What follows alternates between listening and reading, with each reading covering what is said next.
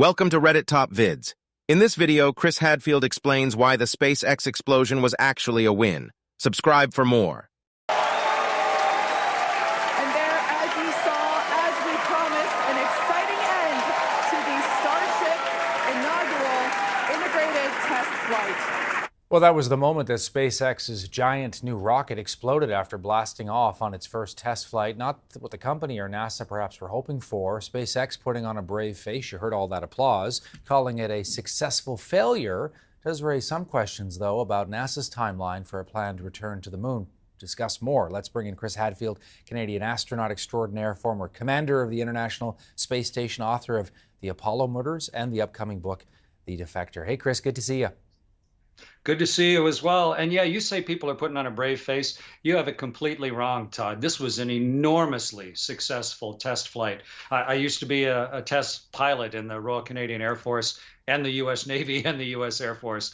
This was a terrific day. We learned an enormous amount, and it really bodes well for the future. So tell me, because at first glance, Chris, people see a rocket taking off and it blows up, and they think, that doesn't seem like a success, though. But walk us through why it is.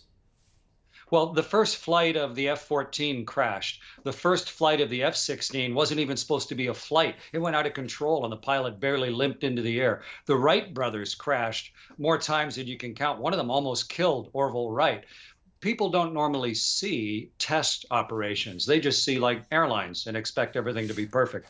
But this was the very first orbital attempt of the biggest rocket ever built, 33 engines, a vehicle that can give us capability we've never had before. And at the end, you say it explodes. I think they destroyed it on purpose. It's got destruction circuitry on it so that it's not a threat to anybody on the ground. I think they sent the auto destruct command to it, but they learned so much before that. So yeah, it may have looked to the untrained eye that this wasn't what they wanted. This was enormously successful and really paves the way toward what's coming next. So pushing the self-destruct button, perhaps, Chris, because it started to veer off course, is that what you think may have been the reason? Oh, well, they were losing engines. If you look carefully at the video of the 33 engines, I counted 5 that they had lost when we could no longer see up the tailpipe. And after that, they just were losing more engines. And as soon as you lose a critical number of engines, you can't steer anymore. And the vehicle was no longer steering. And then once they know for sure they couldn't get any more out of it, then just for safety. I mean, when I flew on the space shuttle twice and the Soyuz, there was a similar capability to blow up the vehicle in case it was threatening non-astronauts on the ground. So all of that is normal. It's just part of good safety. And they cleared the tower. They made it through the speed of sound, through maximum pressure. They made it above most of the atmosphere. They learned an enormous amount about how that vehicle flies today. Okay, so what's next here, Chris? What do you think we're going to see in the months ahead? Well, there's a whole bunch of analysis now. Find out what failed and why and how. And then go back through and check their designs and then fix whatever doesn't work. You learn a huge amount from your first try. And then, it's sort of like a model airplane. You can build all the model airplanes you want, but until you throw one, you don't know if it's an airplane or not. So they need to modify things before they make their next test flight. Just a natural, necessary part of the development of an aerospace vehicle.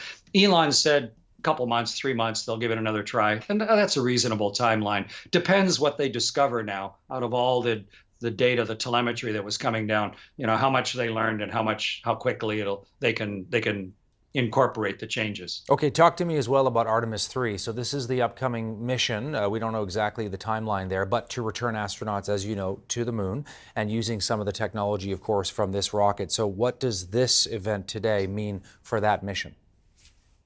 Oh, I think it's a critical first important step. And obviously, Jeremy Hansen and a crew of 3 Americans are going to the moon on Artemis 2, which is an entirely different rocket ship. And then they'll fly that rocket ship again, which is the Artemis vehicle, not this one. This is the vehicle of the future, and it's pushing the edge of all the technologies. But this one will be, simpler, and eventually more proven, and therefore it ends up being a lot cheaper. So that's why it's headed this way. But hardly anything works the very first time you try it. And today they got a lot further than I thought they were going to. So huge congratulations to all the people, including all the Canadians that work at SpaceX. Yeah, and just before we go, when you were watching this, what was going through your mind as someone who is so familiar, with space travel, and you're watching this thing take off, and what were you thinking about, Chris? I find myself clenching and unclenching my fists, trying to somehow, as if that's going to help the rocket get up to space. But I was watching in great detail, what's failing, what's not working the way they planned, and I was just so impressed with the level of control and how far they got on their very first test. If you go back to the early days of rocket tests, this was a pretty common occurrence. They made it a long ways downrange. They still have a long ways to go, but today was a great big first step. Chris Hadfield, Canadian astronaut, former commander of the International Space Station, and author of the upcoming book, there it is, The Defector, which is coming out. When's that coming out, Chris? October 10th. October 10th. I love it. Thanks so much for taking time for CTV. We always love having you. Thanks, Todd. Okay.